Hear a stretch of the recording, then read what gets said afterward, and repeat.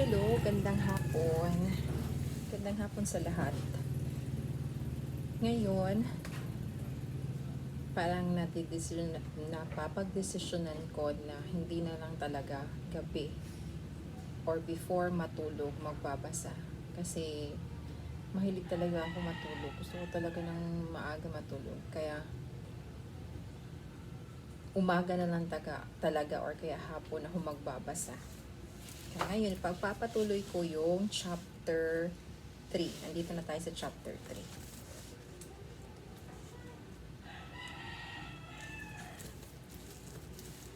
3. A new job description for relationship.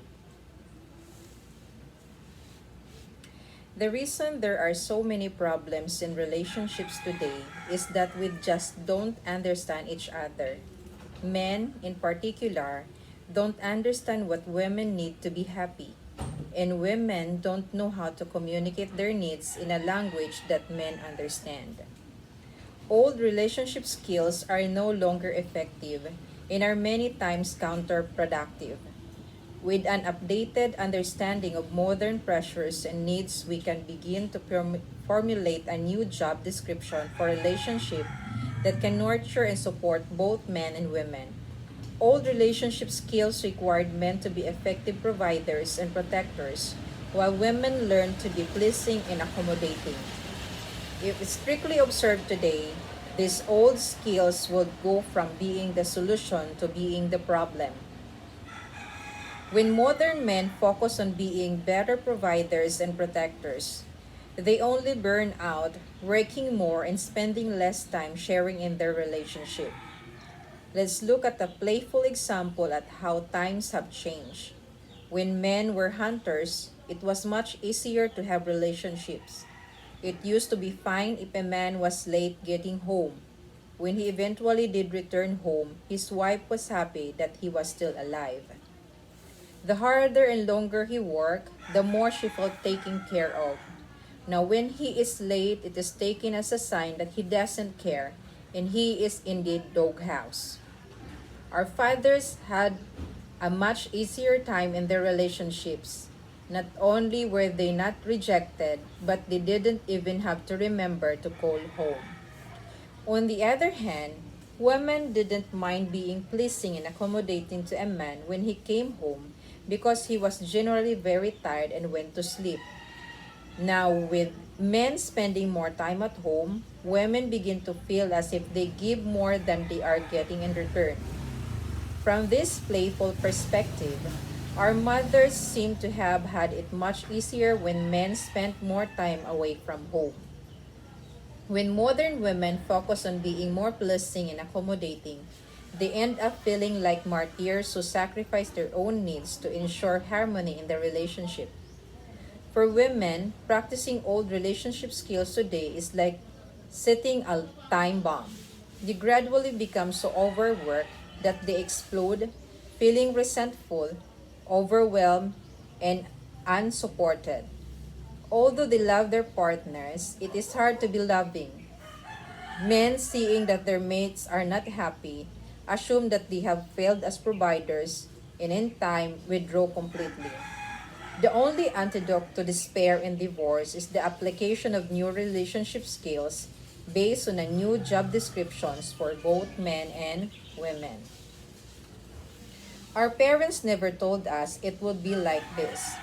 If a woman is unwaveringly pleasing and accommodating according to the old ways, her man will never get the message that she needs a different kind of support. A man generally doesn't have a clue as to what a woman really needs on an emotional level. He is too busy feeling the pressure to be a better provider. When a woman complains, he hears it simply as her wanting more, which implies that he isn't giving enough. Not knowing what to do, he will just withdraw. Feeling unappreciated, a man who uses old relationship skills commonly reacts by doing less. He figures that if this isn't enough, then why bother trying to do more? New relationship skills are imperative for women today to get what they need from men. No wonder so many contemporary women feel so hopeless about men. In previous generations, women could focus on being pleasing, accommodating, and non demanding because men were well trained in their jobs. Because men were well trained and knew their jobs. Women didn't need to ask for help or learn how to communicate their wishes to men because men receive a clear job description from their fathers and their culture. A woman did not need to instruct her partner, instead, she could focus on appreciating his efforts and forgiving his mistakes. Doing less but supporting more. When a woman shares her frustration of the day, a man hears her wanting him to solve all her problems. For men, the thought of having to do more is many times a strong message that they are not doing enough. Feeling unappreciated, it is difficult for men to find the energy and motivation to do more. When a man hears that he is not required to solve her problems or do more in the home, but is primarily needed to listen, when she wants to talk and be supported emotionally, then when she talks, he can relax and begin to really listen. When a woman gives a man the message that he can do less and support more by listening, he will slowly but surely begin to have more energy and will automatically begin offering to help out. When a man truly understands a problem, an inner energy then emerges to assess him in solving it. When he is told he is the problem and must do more, he feels little energy and is very resistant.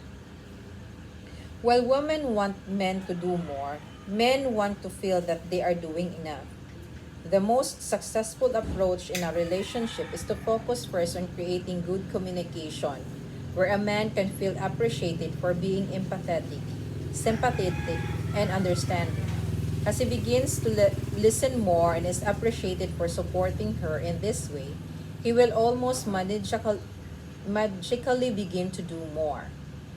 To get what they need from their men, women must learn how to communicate needs and desires without demanding or finger pointing. In most cases, as we will discover, a woman can be made happier by a man who is actually doing less because he is supporting her differently. According to new rules, which are infinitely more effective, when a man understands this truth, his motivation to do things differently greatly increases. Part of the man's frustration is that when a woman wants more, he mistakenly assumes that he has to do everything she needs. He does not know that as long as he is taking small steps toward helping her around the house, coupled with better communication, she will be immeasurably happier.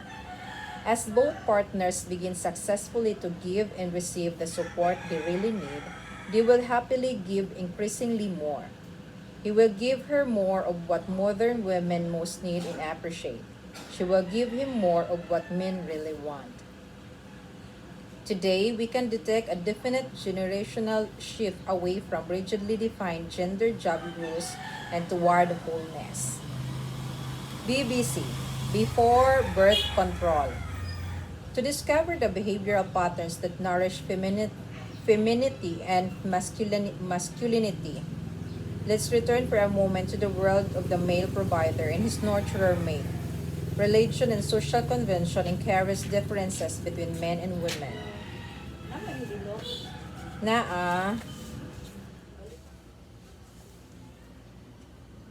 BBC Before Birth Control. To discover the behavior patterns that nourish femininity and masculinity, let's return for a moment to the world of the male provider and his nurturer mate. Religion and social convention encourages differences between men and women, particularly through assigning specific rules. This division of labor held steady for millennial well into our parents' time. The hunter's day was filled with risk and danger and was primarily focused on the single task of successfully protecting the home and bringing home the kill.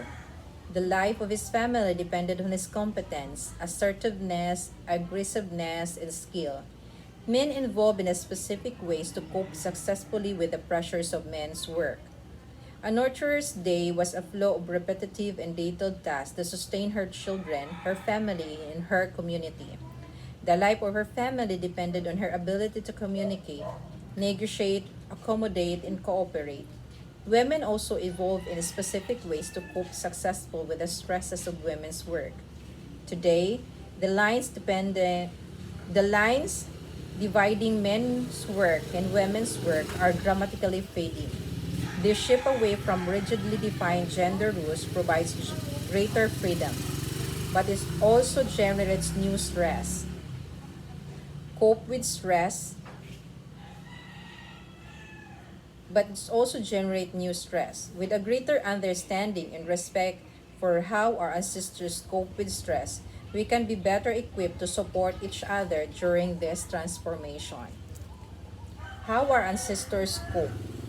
On a very basic level, our brains and bodies have, over the millennia, developed specifically to deal with the unique stress of traditional men's and women's work. Although modern lifestyles are rapidly dispensing with these rules, evolutions have yes, evolution has yet to catch up and produce new coping mechanisms. Chief among the traditional female coping mechanism is communication. For the nurturer women of long ago, talking in a non-goal oriented way while giving and receiving sympathy was essential to peace of mind and generated feelings of security and belonging. Years ago, women with children were much more vulnerable and were dependent on the goodwill of others. Before government welfare programs and expanded legal rights and educational opportunities, women had to rely on others for security and safety. If her husband left her or died, a woman depended on her family and community to take care of her. So she had to maintain strong relationship with those around her. Talking connected her to her support network and made her feel secure. When a modern woman today is upset and begins talking, she is automatically connecting with that time-honored feeling of security. Why women need to talk about problems. As a common practice, nurturer women share their problems with each other, not directly to ask for help, but to share sympathy and community. Problem solving was secondary to the exercise of the cooperative spirit. Women supported each other unconditionally, without being asked and expecting nothing in return.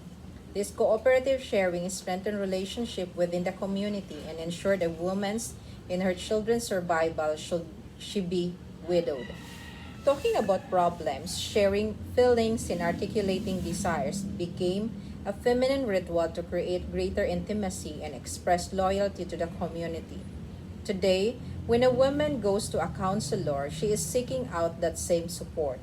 Most counselors and therapists, it should be noted, are trained to listen attentively rather than focus on problem solving. Hence, the process offers tremendous support for women in coping with day-to-day stress.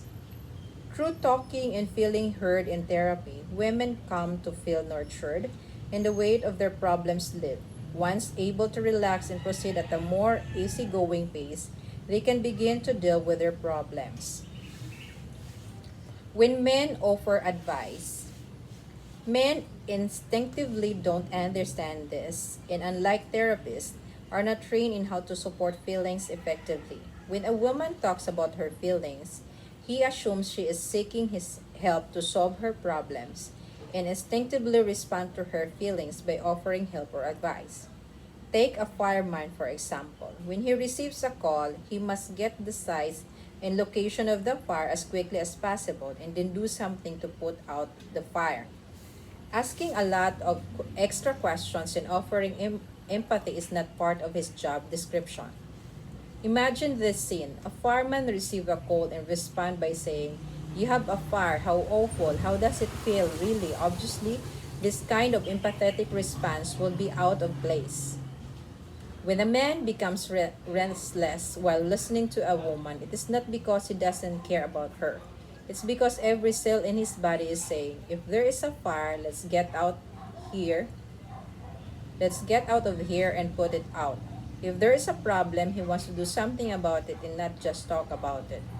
Modern men need to understand that modern women need more than anything else. the opportunity to talk about their feelings without focusing on solving the problems that caused them.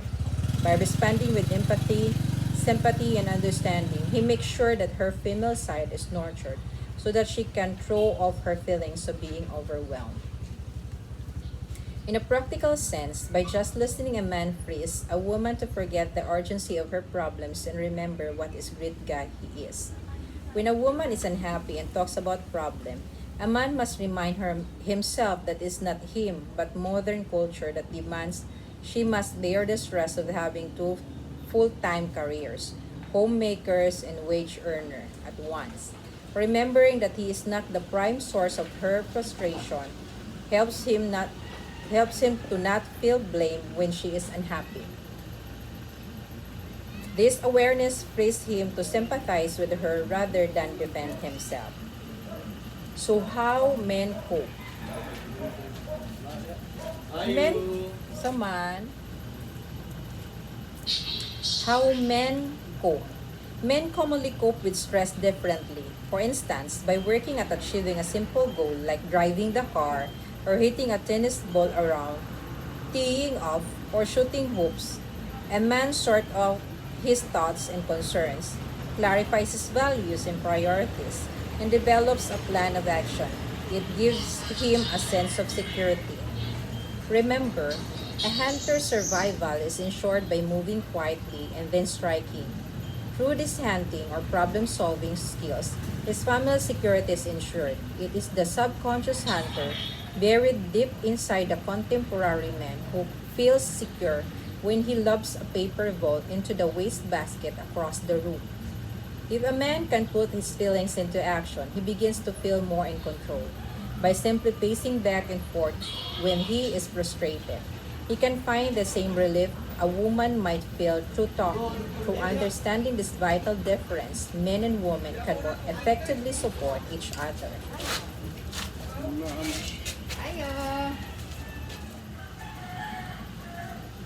Silently sitting on a rack.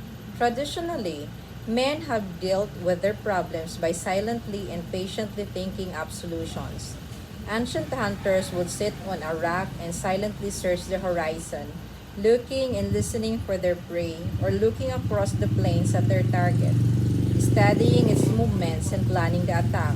This process of sitting, waiting, scheming, and planning allowed him to relax and conserve energy for the inevitable chase. Focusing on the solution keep his mind off the fear of being attacked or missing his target, and when he achieved his goal, he returned home a happy, stress-free man. Women cope with stress through sharing and nurturing relationships, men by solving problems. Why men watch TV? When a modern man comes home, quiet commonly he sits in his favorite chair and either reads the newspaper or watch TV. Like the ancient hunter who needed to recover from the stress of his day, he instinctively finds his rack to set on and begins gazing off into the horizon. Through reading or listening to the news, he is, in effect, looking out over the world or scanning the horizon. As he picks up on the remote control and begins searching through the stations or turn the pages of his paper, he is once more in control. He silently and swiftly continues his hunt. As he assumes this ancient posture, he becomes more comfortable. Feeling of security automatically begin to emerge. Feeling in control, he is able to most effectively cope with the stress of not having immediate solutions to the problems of his life. Through this instinctive ritual, he is able temporarily to forget his problems at work and is eventually ready for the relationship.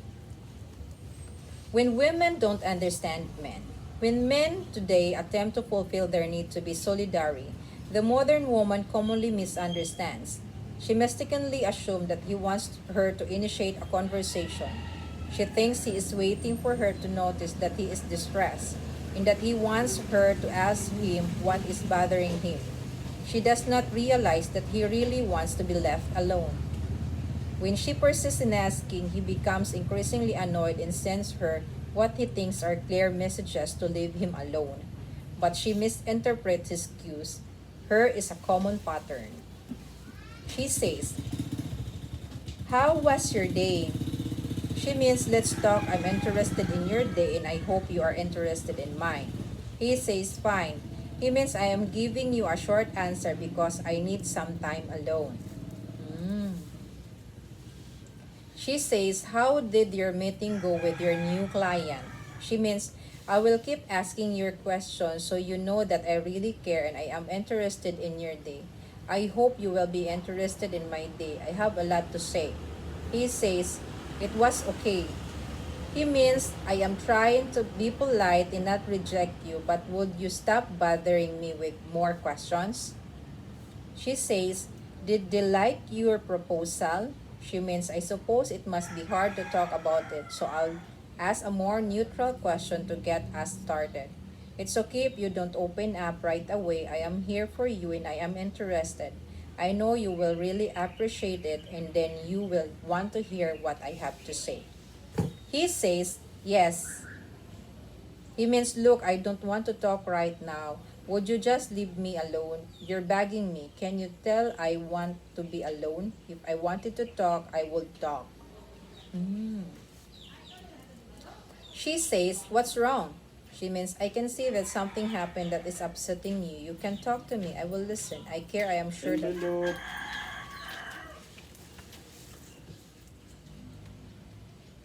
She says, "What's wrong?"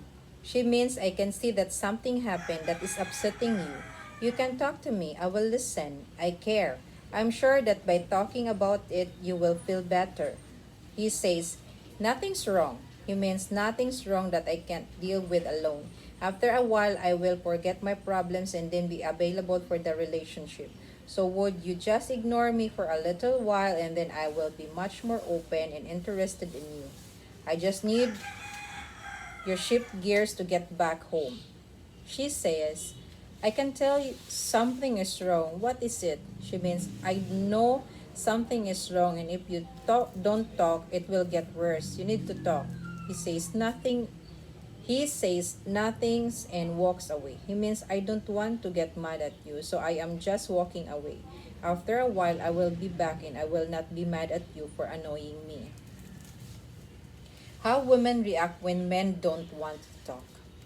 Inevitably, when a man resists conversation and a woman doesn't understand his need to be alone, to recuperate from the day, she will have a variety of misinterpretation and begin to panic.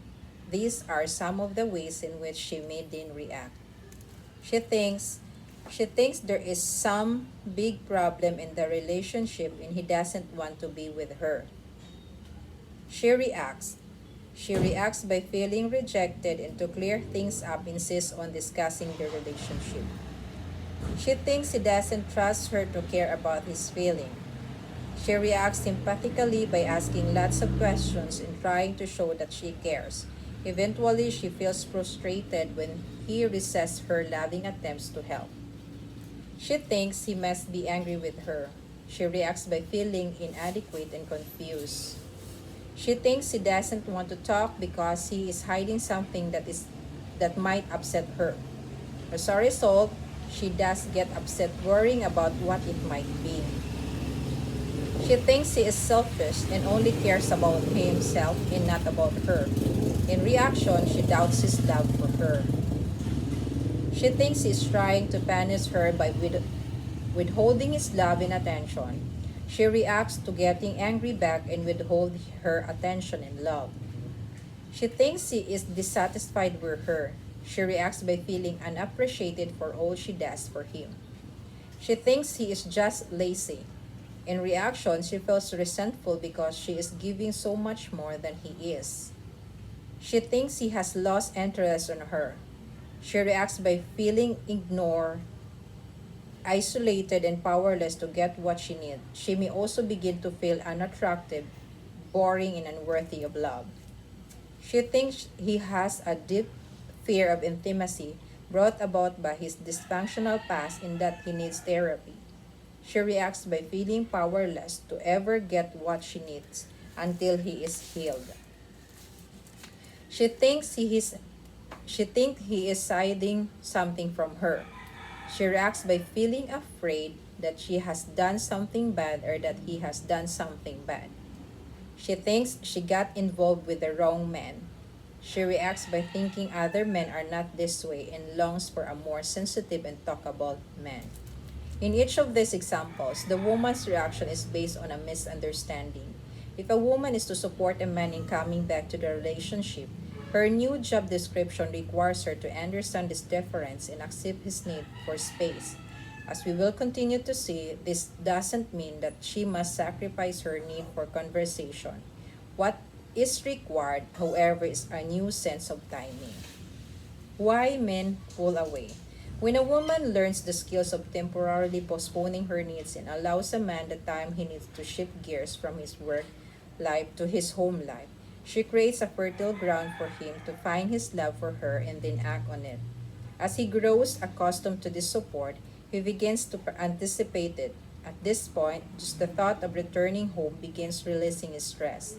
The more he gets this kind of support, the less he needs to pull away from his mate. Without these new relationship skills, a woman unknowingly prevents her male partner from successfully making the transition from work to home. Through her demanding more of him or reacting negatively to his need for private time, he may never relax enough to come back into the relationship. If the downward spiral continues, it can actually hinder a man from contacting his loving feelings. He may even believe that he doesn't love his partner anymore. When a man arrives home to a needy woman, he continues to pull away. The more he feels pressure to talk or be in relationship, the more he needs to back off to relax. He can most effectively forget the demands of his job when he feels no pressure or demands from his mate. When a man returns home to a non-demanding woman, he feels free to take the time he needs to relax. He can then automatically shift gears and give his partner the love she deserves. Literally, thousands of women who have applied this relationship skill report that the single insight has magically transformed the relationship. When a man is not expected to give more, he automatically wants to. Why men don't understand women? When a woman is emotionally distressed, a man mistakenly assumes that if she is to feel better, she needs some solitary time just as he does.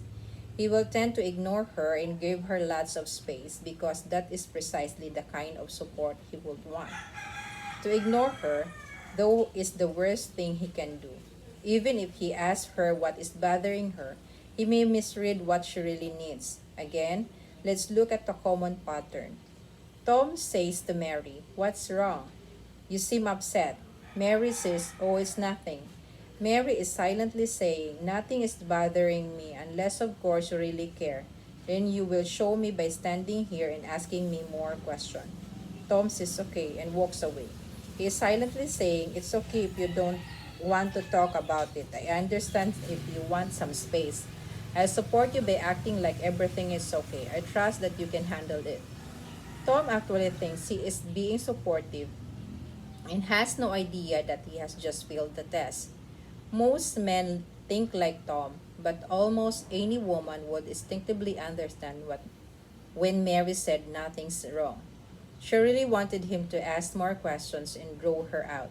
When a woman says nothing's wrong, something usually is, and she needs to talk about it to a listener who is interested and cares. She wants to be asked questions that will eventually help her to open up. Let's look at some other common ways in which men misunderstand women. He asked, "Do you want to talk about something?" She says, "No, but really means yes, and if you really care, you will ask more questions." He asked, "Do you want any help?" She says, "No, I can do it," but really means yes, and if you really want to help, then watch what I am doing and join in. He asked, "Did I do something wrong?" She says, "No, but really means yes. And if you care to me to make things better, you will figure out what by asking more questions." He asked, "Is everything okay?" She says, "Yes, but really means no. And if you want to work it out, then you will ask more questions about what might be upsetting me." In each of these examples, the woman is testing to see if it is safe to talk about her feelings. If he understands her hidden meaning, then she is assured that she can share her feelings and that her needs will be supported. Without a clear job description of what he is supposed to do at such time, few men have a clue and just walk away thinking they are being helpful. When women talk about feelings, after feeling after feeling neglected for some time, when a woman does eventually talk about her feelings, a man will again misunderstand. Commonly, he misinterprets her complaint and assumes that he is required to be a better provider instead of hearing that she really needs more attention and nurturing at home. Let's look at some common examples. She complains. He misunderstands. When she complains about the house, she is really only wanting to share his frustration and be heard. He thinks that he has to earn more money for a bigger house before she will be happy. When she complains about her job, she is really only wanting to share her day and reconnect with her partner. He thinks that he has to make more money so that she doesn't have to work, and only then will she be happy. When she complains about having to do housework, she is generally sharing her feelings of being overwhelmed and is asking for help if he has the energy. He thinks that he has to either provide a maid or become one for her, and only then will she be happy. When she complains about the weather or other problems with no solution, she is generally seeking a little sympathy for what she has been through. Emotionally, he begins to feel as if he has to earn more money so that they can move to a better climate before she will be happy. When she complains that he works too hard, she is wanting him to know that she misses him and would love to spend more time together. He thinks that he now has to make more money so that he doesn't have to work so hard, and then she will be happy. In every case, when the woman is distressed, the man feels on a deep instinctual level that he has to work harder to be a better provider. This instinct to succeed more at work causes him to be less present in the relationship. When he does become more successful or when he does exert himself to solve her problems and she is still unhappy or unfulfilled, he feels ever more intensely the frustration of not being able to make her happy. To cope with this frustration, he begins to turn off his romantic feelings of caring about her fulfillment. Why men don't commit? The same principle applies to many single men. When they don't attract the woman of their dreams, they begin to feel as if they have to make more money instead of recognizing that they need to work on a relationship skills. They may focus too much of their careers. Some men give up on the thought of marriage because their particular talent make it seem unlikely that they will earn big money, or they feel that they'll have to sacrifice themselves too much to make a large salary.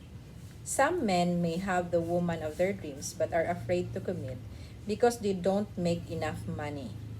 Jackie and Don are very dramatic example of this. They have been living together for 9 years.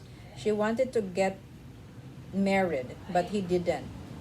He assured her that he loved her, but something inside was stopping him from getting married.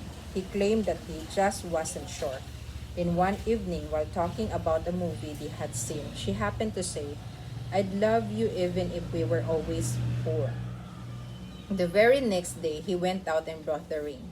All Don needed was a clear message from Jackie that he didn't have to make a lot of money to successfully provide for her happiness. Then he could make the commitment. Like most men, Dan was able to commit to the relationship when he felt his ability to provide for a woman was enough to make her happy. While all men are not as obsessed with making money, they do need to feel confident that they can provide for a woman's happiness before making a commitment to marriage.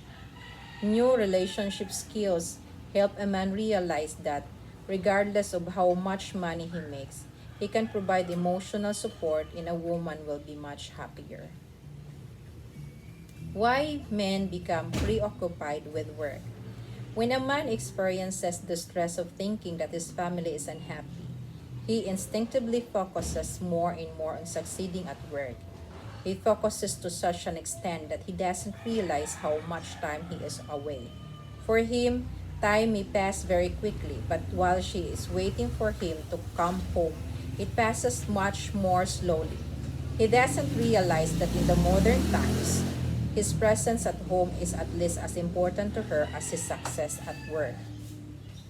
The more work stress a man experiences, the more he focuses on solving problems. At such times, it is extremely difficult for him to release his lock on the problem and bring his full attention back to into relationship. He can become so focused that he forgets everything else and unknowingly neglects his wife, and family. It is as though he is looking through a tunnel and only takes in what is relevant or useful to achieving his goal. He doesn't realize that he is not listening or responding to the people he loves because he is utterly focused on solving his problem. At such times, he has temporarily forgotten what is really important to him. He does not recognize that he is pushing away the people he loves the most. When a man ignores his family, when a man withdraws from intimacy to focus on his work problems, it is hard for a woman to recognize it as an automatic reaction. She views it as a deliberate act of coldness and indifference because for a woman to focus on work issues and ignore her family would require a deliberate decision on her part and in most cases would signal that just doesn't care. When a man is focused on his work, he doesn't just decide to ignore his family. He truly forgets. He doesn't decide to forget picking up his daughter at school. It is an automatic byproduct of increasing his focus on solving his problem at work. It is not a sign that he has stopped caring. In anything, it is a sign that he does care, but it's just not adept of coping with his stress. The same this same tendency to focus on one thing and forget everything else causes a man to procrastinate about doing things he really is willing to do. Many times a woman will ask a man to do something he really intends to do, but then he forgets. Since it is actually hard for her to forget, she makes the mistake of assuming that he is deliberately trying to get out of a chore by putting it off. A man today cannot simply make a kill as his ancestors did and then come home to celebrate. His life is much more complex. It may take months to finish a deal and make a killing. During that time, his mind is consumed. He thinks at work, at home, and his sleep. He can remember every data required to achieve his work goals. But he then forgets to bring home the milk no matter how many times his wife reminds him. Shifting gears from work to the relationship. A man's tendency to be absorbed in his work not only is counterproductive. Shifting gears from work to the relationship. A man's tendency to be absorbed in his work not only is counterproductive for a woman, but it is also counterproductive for him. Until a man can apply new relationship skills and directly nurture a woman's feeling, his instinct will urge him back to his work when she is upset or unfulfilled. There are basically three ways in which a man is able to shift gears between work and the relationship. To various degrees, all three are simultaneously required. Success. The more successful a man feels when he leaves work, the easier it is for him to forget his problems and enjoy his relationships.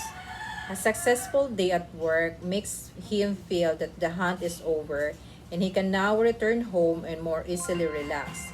When a man is not succeeding as much as he would like or as much as he thinks he should, then the next two ways become more important. Distraction. To forget the problems of his day, he distracts his focus from work to shifting on his favorite rock and watching TV, reading the paper, listening to music, going to the movies, or any other easy and non-demanding activities requiring focus. Another practical way for him to shift gears through distraction is to work out, focusing his mind on exercising his body. This can be vigorously activity or even something as easy as going for a walk. To free his mind from solving problems at work, he just needs a new challenge that requires focus. A man forgets his real problems by focusing on other problems he can easily solve or problem he is not responsible for solving. Playing games, fiddling or tinkering with things, sharing on teams, playing sports and watching the news are the most common stress reducers. When he mentally solves the world's problem or figure out how to get his team to win, he feels competent again and confident about facing his real life problems. Without a hobby, a man may not be able to disengage himself from work and can become overstressed. Indulging in a hobby allows him to forget the really pressing and important problems. To encourage or expect a man to be in his female side and talk about his problem in many cases goes against his nature. In some cases, talking about his day before he is relaxed may increase his stress by bringing his awareness back to work, with all its frustration, disappointment, and worries. First, a man needs to forget his problem and then he feels as if he has something positive to offer. He will then automatically remember what is most important to him, his wife and family, or the desire to have one. This shifts in awareness to what is really important to him is also essential for him to recharge. Appreciation. The third means to shift gears from work to the relationship is to return home anticipating the support of his partner. A woman's accepting and appreciating love is something he begins to look forward to. To anticipate this support makes him feel that he is a success even if he didn't achieve his goals at work. The very thought of returning home to a loving partner can wash away much of a man's stress. Then if he still needs to take some a long time, he won't need to retreat nearly as much. On the other hand, when a man anticipates arriving home to an unhappy partner, he becomes even more consumed with his work. It is then harder for him to release the pressures of his job. It is my relationship with Bonnie. There are a variety of little things that I can do when I get home to ensure that I get this appreciation. Without much effort at all when I get home, in my relationship with Bonnie, there are a variety of little things I can do when I get home to ensure that I get this appreciation. Without much effort at all, when I get home, I can find her, give her a hug, ask her about her day, and listen for a few minutes, and I am certain of being appreciated. The more I feel her appreciation and love welcoming me home, the less I need to distract myself from work when I get home. In addition, I tend to acknowledge and recognize my success each day so that I can more easily leave the problems at the office. A new job description. It becomes easier for women to understand the extra time and man needs to be open to the relationship if we compare it to a different arena in which she requires more time to open up. For example, to enjoy sex after a stressful day, most women will strongly relate to feeling the need for more time, attention, conversation, and romance first. In a similar way, it is difficult for a man to open up to a relationship when he gets home, as it is for a woman to open up to sex after a long, stressful day. A man needs more time and space and lots of appreciation to make the shift from office to home. By correctly understanding a man's tendency to focus and forget, a woman can be more forgiving, accepting, and appreciative. She does not take it so personally when he is withdrawn.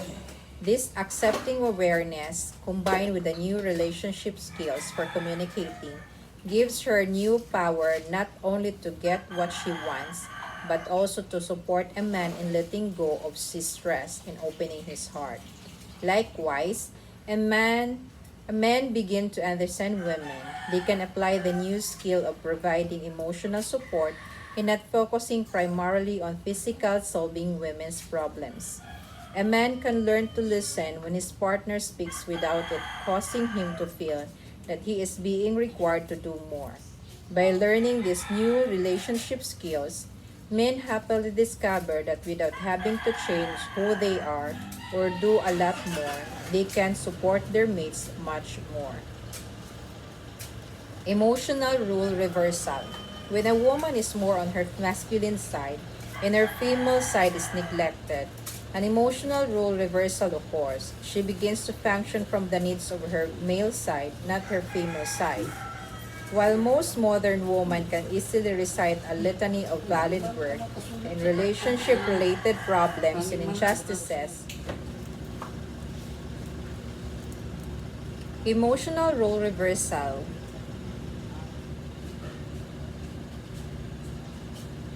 For women to feel happy in relationships, they need to regain the balance of their male and female sides. Both men and women need to work together to assist the woman in coming back to her female side.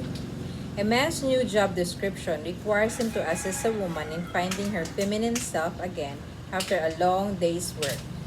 The problems of emotional role reversal. The stress of switching back and forth from the masculine to the feminine side every day has an invisible but devastating effect on lasting romance, passion, and intimacy.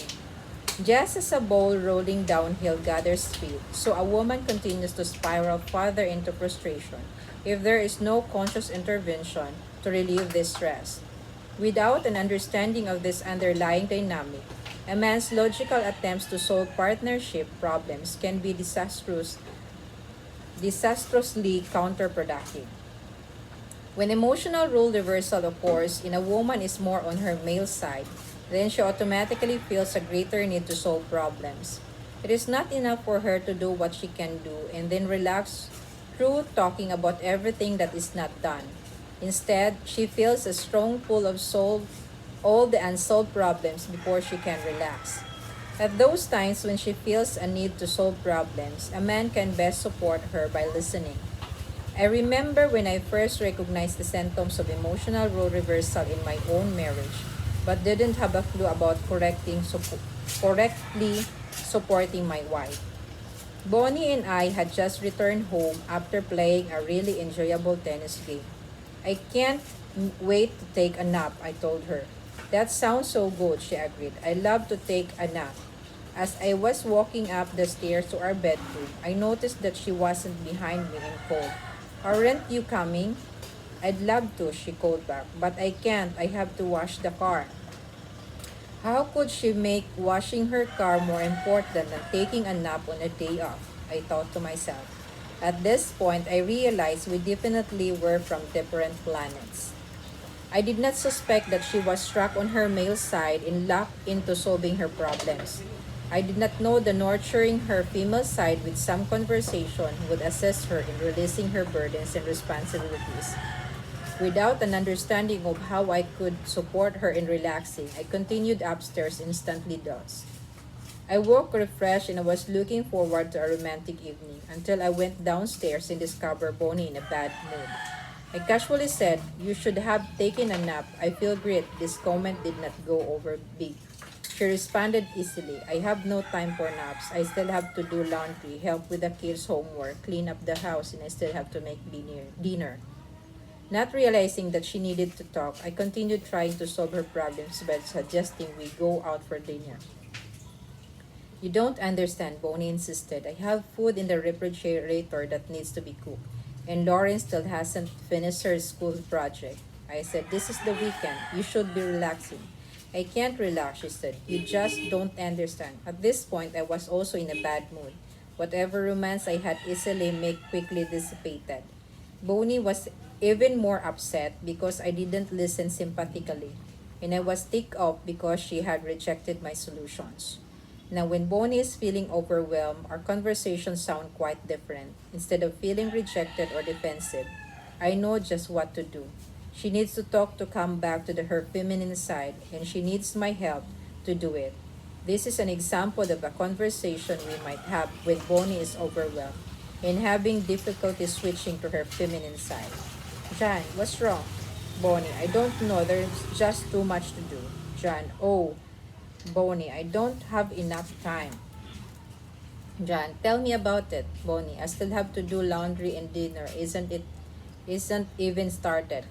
"John, Bonnie, I was supposed to take Pearl to the dentist today and I completely forgot." "John, what did you do?"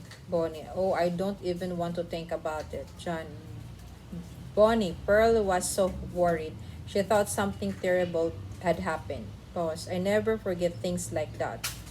I said nothing, just took a deep breath and shook my head back and forth. Bonnie, it worked out okay, though we just rescheduled another time. John, that's good. Bonnie, I don't know what to do about dinner. I haven't planned anything. John, I don't know either. Bonnie, do you mind eating leftover tonight? John, sounds good to me. What do we have? Bonnie, oh, I don't know. I really don't feel like making anything. John, let's just go out to eat and then we'll have some time left for us. Bonnie, great. What a difference a few years of practice makes without my knowing how to support Bonnie with a new relationship skill of nurturing conversation. We would probably just argue, eat leftovers, and go to sleep frustrated and turn off. Why women need more talk. When over the course of a relationship, women don't feel free to talk. They disconnect from the natural happiness that comes when their female side is nurtured. Even more distressing is the fact that, as they lost touch with their female side, they may also lose the awareness of what they need. All they know is that something is missing, and generally the man in their lives gets blamed. The more a woman disconnects from her female side, the less receptive she is to a man's support. Meanwhile, her partner feels frustrated because he can't fulfill her and feels powerless to change things. To cope with the added stress of leaving the home to work, today's woman has a much greater need for partnership support. When she gets home, she needs to talk more. She needs the security of being able to open up and share feelings.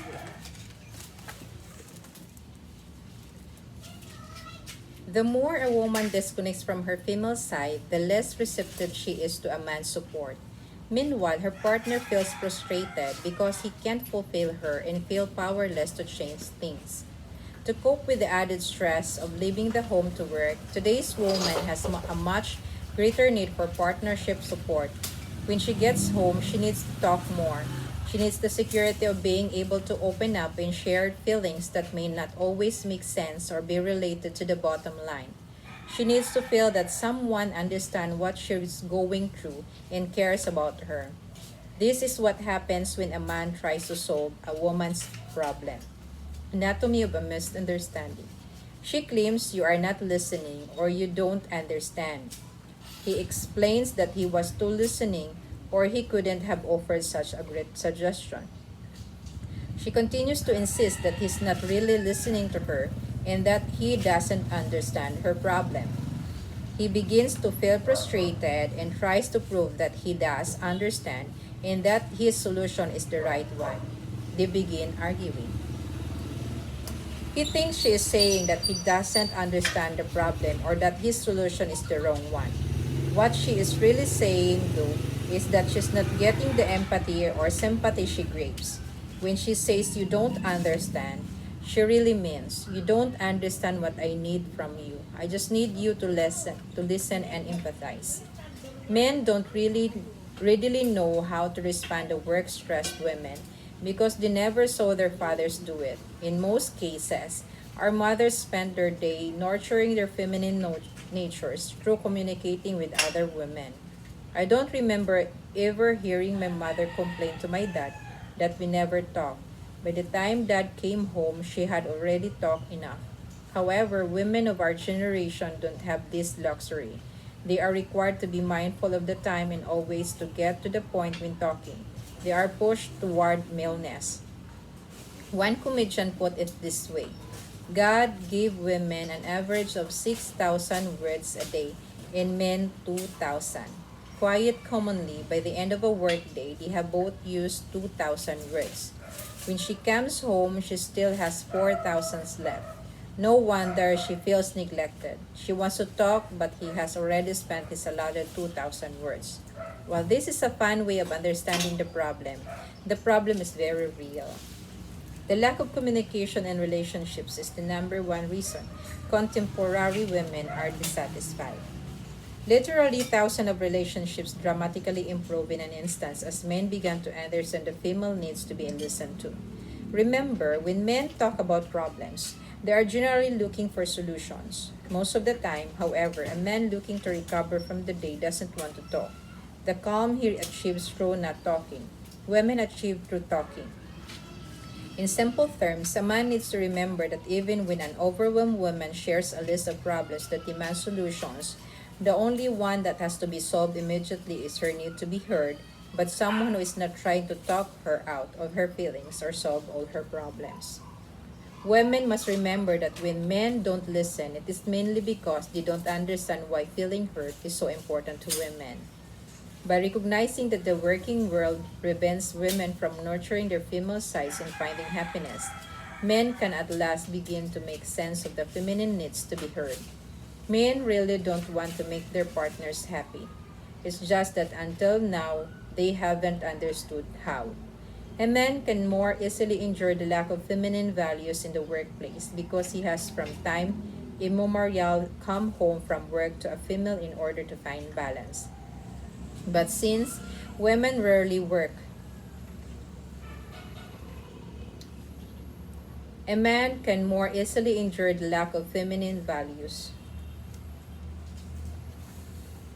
A man can more easily endure the lack of feminine values in the workplace because he has from time immemorial come home from work to a female in order to find balance. But since women rarely work outside the home in a nurturing, feminine environment and they do not have a female to come home to, it is much harder for them to find balance.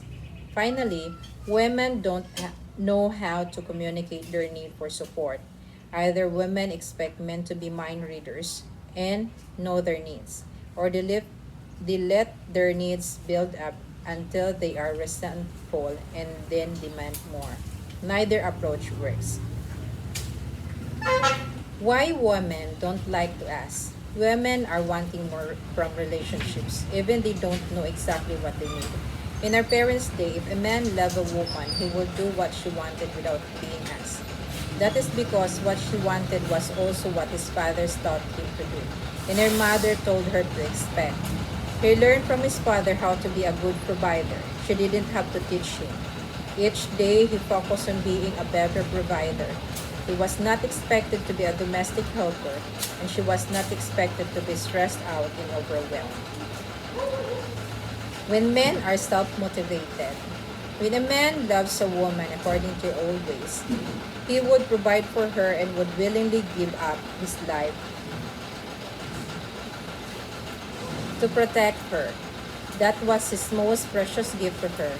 He did not rely on her to tell him what to do. If he loved her, he motivated himself to provide for her. That self-motivation expressed the extent of his love. Now, women wants things our fathers were not required to do. If a woman is to receive a new kind of support, she is required to educate her partner about her needs and to ask in pleasing ways for more. Having to ask is not easy for women. If she has to ask, then it doesn't feel as if she is being loved. In addition, she really had a very little exposure to a woman asking for what she wants in a way that works. For this reason, I recommend first improving communication and then beginning to practice the art of asking for more. Once there is a good communication and a man begins to understand her feelings more deeply, he will automatically understand her problems better and will slowly but surely do more.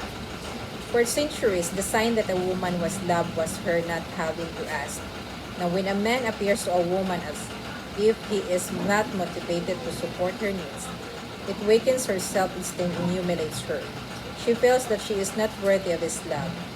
In a similar way, when a man feels that he is unfairly being asked for more, he may not feel that his self-esteem is weakened, but he certainly doesn't feel like giving more. When he returns home from work, he will feel increasingly lifeless and lethargic.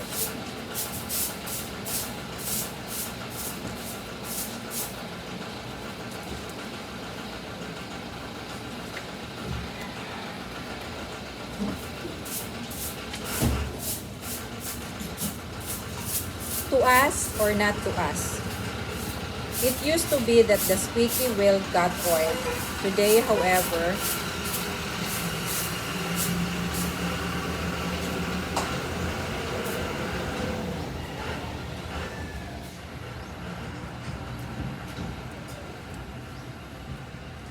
To ask or not to ask. It used to be that the squeaky wheel got oiled. Today, however, the squeaky wheel gets replaced. Asking for more can easily begin to sound like nagging. Men hate to hear it, and women hate to do it. Without understanding how to assist a man in taking the time to listen to her feelings, a woman is left with only two alternatives. She can become a martyr and settle for whatever she gets, or she can try demanding and nagging for more. Neither alternative will work. To get the love and support she needs, it is crucial for a woman to focus on what is most essential. Ask him to listen, and gradually over time, as he understands her feelings better, she can begin to ask for more physical support.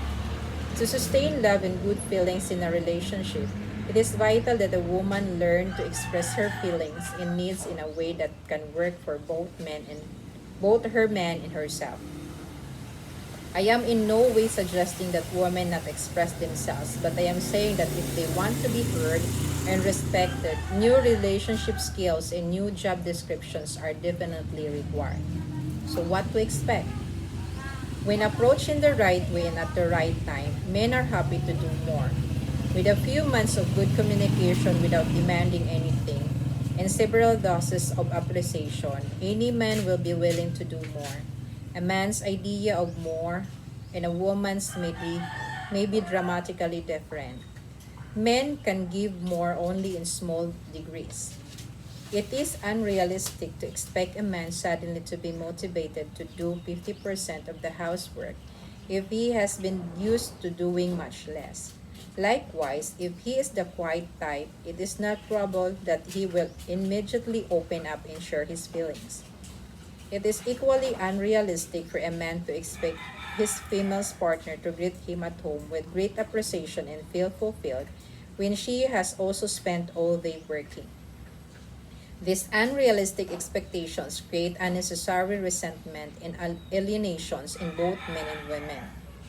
Both men and women can get the support they need, but it doesn't happen overnight.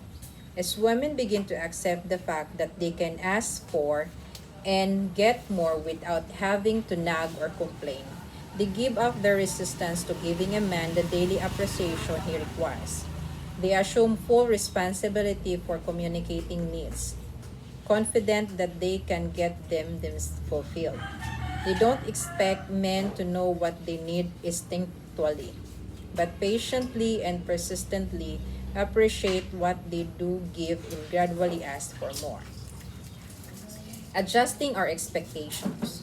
Just as a woman needs to adjust the expectation that a man will automatically listen to her feelings and will equally share all domestic duties, so also a man must adjust his expectation that a woman will speak in a loving, pleasing manner, make no demands of him, and be fulfilled when he gets home.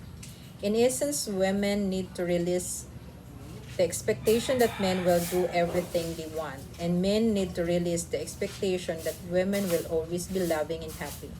Through practicing his new relationship skills, instead of feeling annoyed by her feelings of discontent, he can begin to see them as an opportunities to make her happier. When a woman is not getting the support she wants, she can see it as an opportunity to take the responsibility for getting what she needs. She can view it as an opportunity to practice expressing greater power, but in a feminine way. This is generally something her mother could not tell her. When a woman is unhappy and talks about problems, a man doesn't have to feel blame. He can reverse his pattern through understanding her real need to share. When she claims to feel a lack in the relationship, he realized that it is not because of his deficiency. Although it may always sound that way, but because our modern culture doesn't sufficiently support her feminine side, this frees him to truly consider and feel her feelings rather than defend himself. It is also greatly clarifies what he is required to do. When a woman is disappointed by her partner, instead of taking it personally, she can reverse the pattern and recognize his loving intent and willingness to support her more, but in small steps. Through adjusting her expectation, she can eventually connect with the grace of her feminine spirit, which does not demand perfection but seeks to love and embrace life just the way it is. She realized that it is not personal, but that he was not trained by his father's example in how to fulfill a modern woman's needs. In the next chapter, we explore how to apply these skills by understanding how men and women are different. Yes, we are done with this chapter. Thank God. Chapter 3, finish. That's all. I think. Bye-bye. God bless.